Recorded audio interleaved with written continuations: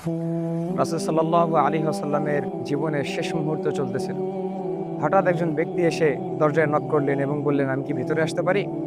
ফাতেমা রাদিয়াল্লাহু তাআলা আনহা তিনি বললেন, "দুঃখিত, আমার পিতা খুবই অসুস্থ, আপনি ভেতরে আসতে পারবেন না।" তিনি দরজাটাকে বন্ধ করে ভেতরে চলে গেলেন। রাসূল সাল্লাল্লাহু আলাইহি ওয়াসাল্লাম জিজ্ঞাসা করলেন, "ফাতেমা, কে আসছিল?" আল্লাহ রাসূল ফাতেমা রাদিয়াল্লাহু তাআলা আনহা বললেন, "ইয়া রাসূলুল্লাহ।" তার বাবাকে বললেন যে, "আমি এই ব্যক্তিকে চিনি না, আমি প্রথম তাকে দেখতেছি।"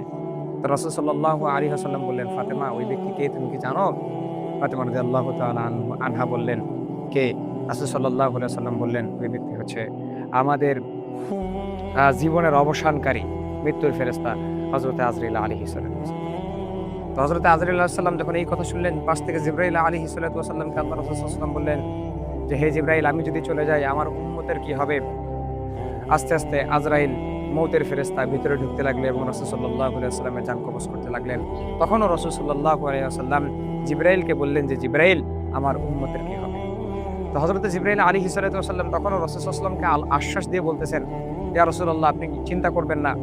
আপনার উম্মতকে নাজাত দেওয়ার জন্য আল্লাহ পাক রব্বুল আলামিন নিজেই ওয়াদা করছেন। আপনার উম্মতদের ভালো একটা ফয়সালা হবে, নাজাতের একটা ব্যবস্থা হবে।" রাসূল সাল্লাল্লাহু আলাইহি ওয়াসাল্লামের যখন আস্তে, আস্তে জান কবজ করা হচ্ছিল, আল্লাহ রাসূল সাল্লাল্লাহু আলাইহি ওয়াসাল্লাম জিবরাইল আমিনকে বলতেছিলেন, "হে জিবরাইল, এ কেমন জান কবজ করা? আমি তো কষ্ট অনুভব করতেছি।" আল্লাহ রাসূল সাল্লাল্লাহু আলাইহি ওয়াসাল্লাম বললেন, "হে জিবরাইল, আমি কষ্ট অনুভব করি আর যাই করি, সব কষ্ট, দুনিয়ার যত কষ্ট আছে সব কষ্ট আমাকে দিতে বলো, কিন্তু আমার উম্মতের জন্য এক টুকরো পরিমাণের জন্য কোনো কষ্ট না।" আল্লাহ রাসূল সাল্লাল্লাহু আলাইহি ওয়াসাল্লাম এর যখন জান কবজ করা হচ্ছিল, জিবরাইল আমিন সে রাসূল সাল্লাল্লাহু আলাইহি ওয়াসাল্লামের দিক থেকে মুখটাকে ফিরিয়ে নিলেন। ফাতিমা রাদিয়াল্লাহু তাআলা আনহা চোখটাকে বন্ধ করে ফেললেন। আলী রাদিয়াল্লাহু তাআলা আনহু চুপচাপ করে বসে আছেন। আল্লাহ রাসূল সাল্লাল্লাহু আলাইহি ওয়াসাল্লাম বললেন যে, "হে জিবরাইল, তুমি কি আমার উপর রাগান্বিত? আমার উপর খুব কি বিরক্ত?" জিবরাইল আমিন বললেন যে, "কেন ইয়া রাসূলুল্লাহ?" রাসূল সাল্লাল্লাহু আলাইহি ওয়াসাল্লাম বলছেন, "মৃত্যুর একটা সময়, তখনও তুমি আমার দিক থেকে মুখ ফিরায় নিচ্ছ।" জিবরাইল আমিন বলতেছে, "ইয়া রাসূলুল্লাহ, এই সাকারাতুল মউতের সময়, মৃত্যুর সময় যখন আজরাইল আলাইহিস সালাম আপনার জান কবজ করতেছেন, এই সময়টাতে দেখে আমি জিবরাইল নিজেকে কন্ট্রোল করতে পারবো না, সহ্য করতে পারবো না। এজন্য আমি নিজের মুখটাকে ফিরায় নিলাম।" তো রাসূল সাল্লাল্লাহু আলাইহি ওয়াসাল্লাম ফিসফিস করে কানের মধ্যে বললেন, হযরত আলী রাদিয়াল্লাহু তাআলা আনহু যে, "আমার উম্মতকে বলিও তারা যেন সালাত আদায় করে এবং দুর্বল ব্যক্তিদের যেন খোঁজ খবর রাখে।" আল্লাহ রাসূল সাল্লাল্লাহু আলাইহি ওয়াসাল্লাম শেষ পর্যায়ে গিয়েও উম্মতদের জন্য ইয়া উম্মতি বলতে, বলতে তিনি দুনিয়ার জমিন থেকে বিদায় নিলেন। এর মানে আপনি স্পষ্ট বোঝা উচিত আপনার যে তিনি সেই উম্মতদের জন্য কাঁদতেন, সেই উম্মতের জন্য মৃত্যুর সময় তিনি ইয়া উম্মতি বলছেন, যেই উম্মত দুনিয়ার মধ্যে এসে ইহুদি খ্রিস্টানদের নানা ধরনের বিভিন্ন খেলার মাধ্যমে নিজেদেরকে বিনষ্ট করে দিচ্ছে, রাসূল সাল্লাল্লাহু আলাইহি ওয়াসাল্লামের সুন্নাহ আদর্শের দিকে কোনো খেয়াল রাখছে না।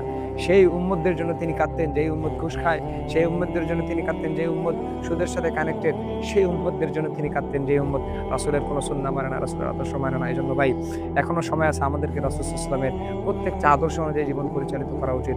যদি কিয়ামতের দিন আল্লাহ রাসূল সাল্লাল্লাহু আলাইহি ওয়াসাল্লামের সুপারিশ আমরা পেতে চাই, যদি কিয়ামতের দিন জান্নাত পেতে চাই, রাসূলের সুপারিশ পেয়ে যদি জান্নাতের একটা কর্নারে আমাদের জায়গা করে নিতে চাই, তাহলে রাসূল সাল্লাল্লাহু আলাইহি ওয়াসাল্লামের সুন্নাত আমাদেরকে মানতে হবে, আদর্শ অনুযায়ী চলতে হবে। কেননা আল্লাহ রাসূল সাল্লাল্লাহু আলাইহি ওয়াসাল্লাম মৃত্যুর সময়ও তিনি একটা কথাই বলছেন, ইয়া উম্মতি, আল্লাহ আমার উম্মতের কি হবে, আল্লাহ আমার উম্মতের কি হবে। আপনি যদি দুনিয়ার মধ্যে রাসূল সাল্লাল্লাহু আলাইহি ওয়াসাল্লামের সুন্নত এবং তার আদর্শ অনুযায়ী জীবন পরিচালিত করতে পারেন, ইনশাআল্লাহ আপনি জান্নাতের একটা কর্ণধার হবেন এবং আল্লাহ রাসূল সাল্লাল্লাহু আলাইহি ওয়াসাল্লাম কিয়ামতের দিন আপনাকে সুপারিশ করে জান্নাত দান করবেন। আল্লাহ পাক রব্বুল আলামিন আপনাকে জান্নাত দান করবেন ইনশাআল্লাহ।